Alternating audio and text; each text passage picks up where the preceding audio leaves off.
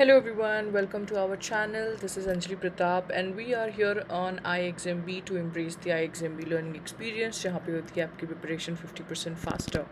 And in today's session, I have brought a very special information you can say related to IEDBI JAM 2025. अभी हाल में ही notification निकली है and I think 676 vacancies के साथ ये एक काफ़ी ज़बरदस्त अपॉर्चुनिटी हो जाती है ग्रैब करने के लिए. बहुत सारे एस्पिरेंट्स जिनके दिमाग में ये चल रहा होता है कि अगर पब्लिक सेक्टर बैंक में हमारे जो वैकेंसीज़ हैं अगर वो धीरे धीरे थोड़ी सी डिक्लाइनिंग फॉर्म में जा रही है, अगर हम उनके साथ कंपैरिजन करें तो this is obviously not a public sector bank but definitely career perspective से या अगर आपको एक्सपीरियंस गेन करना है तो this is again a very awesome opportunity जिसका फ़ायदा उठा सकते हैं.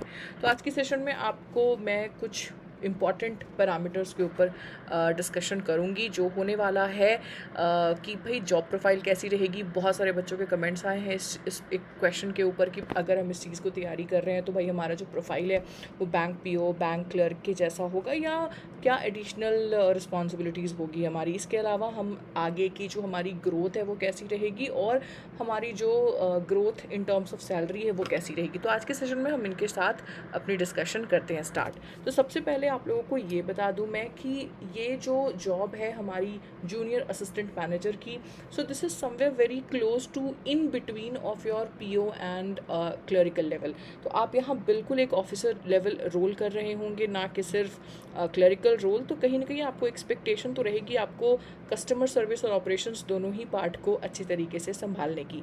तो ये कुछ ड्यूटीज़ हैं जिनके ऊपर आपको काम करने की अपॉर्चुनिटी मिल सकती है. But again this one part is going to be dependent on lot of parameters कि आपका जो पोस्टिंग है वो कौन से ब्रांच पे जा रहा है, कैसे आपके वर्क रिस्पॉन्सिबिलिटीज़ आपको कैटेगराइज की जा रही है. बहुत सारी जो पैरामीटर्स है वो उसके ऊपर रहेगी. बट हाँ, this is not going to be only a clerical level job everybody.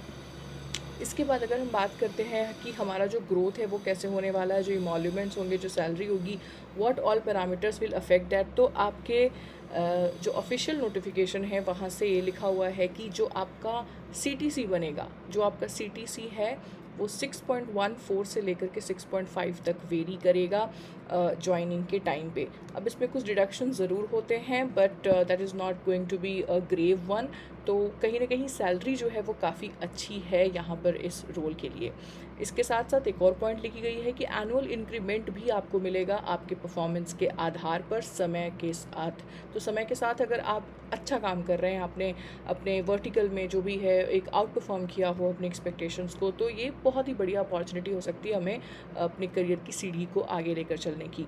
इसके अलावा थर्ड पॉइंट जो है वो एक काफ़ी अच्छा पॉइंट है. बहुत सारे लोगों के लिए एक मैटर ऑफ कंसर्न रहता है कि इनके अंदर आपको न्यू पेंशन स्कीम जो है वो भी कवर है. तो this is again a good thing for from the futures perspective. ठीक है, आगे चलते हैं. ये समझते हैं कि ये जो एक्चुअली हमारा एग्ज़ाम के थ्रू जो बच्चे यहाँ जा रहे होंगे, क्या उन्हें किसी प्रकार का बॉन्ड भरना होता है. This is again a question बहुत सारे बच्चों का रहता है कि मैम क्या हम बीच में अगर चाहें तो जॉब मे बी स्विच करना चाहें या मे बी हमने कोई अच्छा एग्ज़ाम क्रैक कर लिया है तो ये बेटर अपॉर्चुनिटी, तो आप क्या कर सकते हैं. तो गाइज़ एज सच किसी भी बॉन्ड का रेफरेंस तो यहाँ पे नहीं लिया गया है. बट हाँ, आपको 1 साल का प्रोविजन पीरियड पे ज़रूर यहाँ सर्व करना होगा. और साथ ही साथ अगर मैं प्रमोशन की बात करूँ तो you will have to serve for 3 years. और जैसे ही आपका 3 ईयर्स का सर्विस कंप्लीट होता है, आपकी परफॉर्मेंस जैसी रहेगी डेफिनेटली अगर वो अच्छी है तो आपको यहाँ पर प्रमोट करके असिस्टेंट मैनेजर आप बन जाएंगे. फ़िलहाल आप जूनियर असिस्टेंट मैनेजर हैं और फिर उसके बाद आप बन जाएंगे असिस्टेंट मैनेजर.